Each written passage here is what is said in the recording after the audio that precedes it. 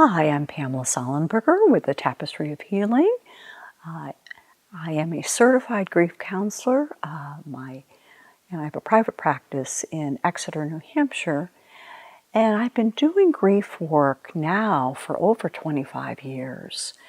I started out merely because I lost 4 family members very young, and I was so driven to want to help people.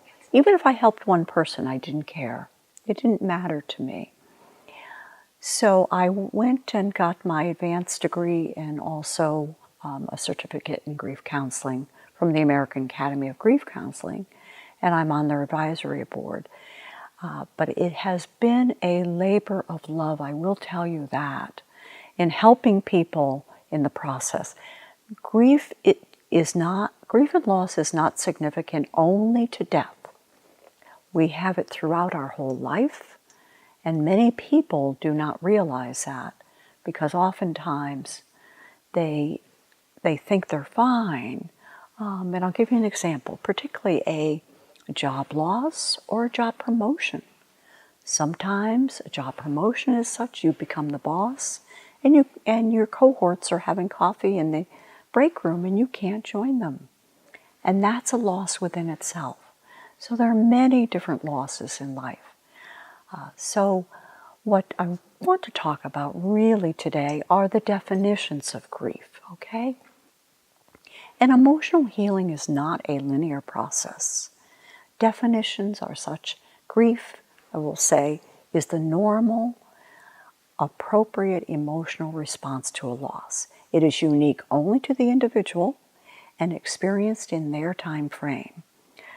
And whether they decide to work on their grief, and the grief is so overwhelming, a year later, or 6 years later, or 10 years later, or never, that's what will happen to them because it's their time frame. And what it depends on is whom they're grieving and what they're grieving, whether it be a loss of a loved one, whether it be a loss of an identity, whether it be a disability. It doesn't matter, but it's up to them as their time frame.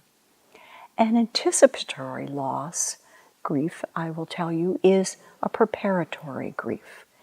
For instance, if you have a loved one you're caring for who had a massive stroke, and you're caring for that person for several years, you're doing a lot of preparatory loss because that person has changed. And also, when that person dies, you're much further along than you would in a sudden loss, such as someone who dies of a heart attack. The mourning is the expression of grief, and that is displayed publicly, is a visitation, for instance, a funeral or a memorial service, however you would like it. This varies according to the culture as to how you will present that. And bereavement describes the event of the loss. This shows a wide range of emotions, physically, cognitively, emotionally, and spiritually. And then there's disenfranchised grief. And this is a grief that is hidden. In other words, it's a grief that's not socially accepted in society. For instance, an abortion or a miscarriage, or what it might be. People will not acknowledge any of that. In our society, we don't deal with grief. Eastern cultures do it beautifully, however, we do not. And it's gotten further and further away from us in that perspective. Another thing is survivor's guilt. When you lose a loved one, and you feel you took part in that in some way, excuse me, whether you were not as present as you were, and you felt like you were carrying that guilt, and you could spare that loved one's death. Well, in many ways we can't. Just like a child carries a lot of survivor's guilt. For instance, in a divorce, they think they're responsible for that. Because if they kept the family, if they could keep the parents together and do something differently, they would have done that because their loyalty is split between both parents.